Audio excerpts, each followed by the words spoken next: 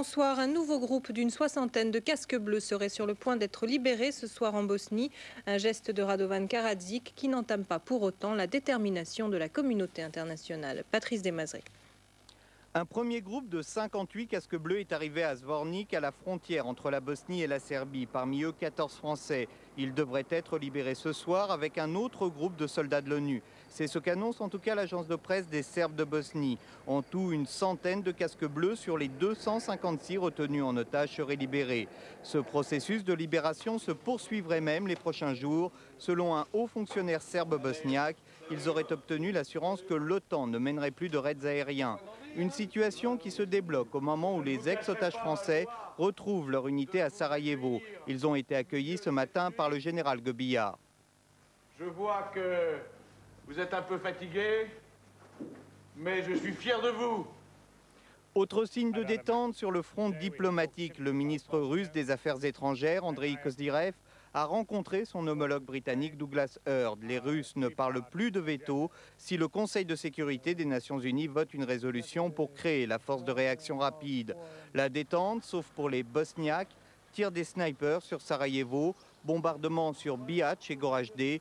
Au moins 6 personnes ont été tuées, une dizaine blessées. Les Serbes qui retiennent toujours environ 200 casques bleus et le Premier ministre Alain Juppé a lancé cet après-midi à l'Assemblée nationale un appel en forme d'avertissement aux dirigeants serbes de Bosnie.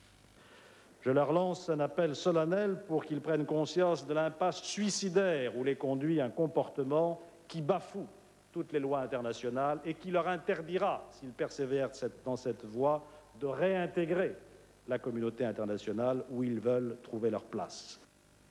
Au Guatemala, on est toujours sans nouvelles de Jean-Philippe Bernard, condamné à 30 ans de prison pour le meurtre de 2 restaurateurs français. Il s'est évadé de sa prison il y a 24 heures. Patricia Hervé. Détenu depuis plus de 3 ans, Jean-Philippe Bernard, ici à gauche, a toujours clamé son innocence. Hier à l'aube, il s'est échappé de la prison de Pavone, le centre pénitentiaire le plus dangereux d'Amérique centrale. A-t-il bénéficié d'aide extérieure ou non? Les autorités locales pensent qu'il a déjà quitté le pays. Reste que son compagnon de cellule, Philippe Biré, accusé lui aussi du meurtre de 2 restaurateurs français en décembre 91 à Guatemala City, craint désormais pour sa sécurité. Ça fait 2 jours que je n'ai pas dormi, j'ai peur pour mon intégrité physique, morale et psychologique, c'est tout. C'est une mascarade, nos enfants sont des boucs émissaires. Les familles des 2 Français ont toujours dénoncé les incohérences de l'enquête et les condamnations sans preuve ni mobile. Les victimes étaient des parents de Jean-Philippe Bernard. Jean-Philippe et Philippe avaient travaillé dans leur restaurant. Pour la mère de Jean-Philippe, ils ne sont pas les auteurs de ces assassinats perpétrés dans des conditions atroces. Elle s'attendait depuis longtemps à une tentative d'évasion.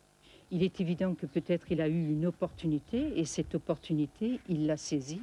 Reste que Philippe Biré s'étonne que cette cavale survienne 2 jours seulement après l'interpellation aux États-Unis d'un 3e homme impliqué dans l'affaire et en fuite depuis 3 ans. Roland Garros pour l'actualité sportive, journée de quart de finale et triste journée pour le numéro 1 mondial André Agassi. Résumé des matchs, Philippe Doucet. Tout était prêt pour une demi-finale Muster-Agassi dans le haut du tableau masculin.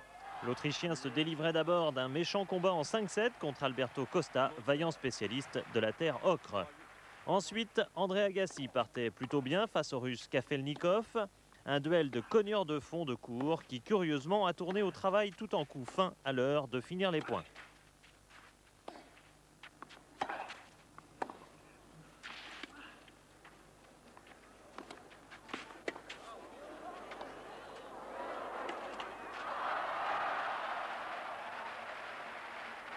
Le numéro 1 mondial est ici heureux. Il le sera également sur cette volée de revers plutôt étonnante sur le point suivant.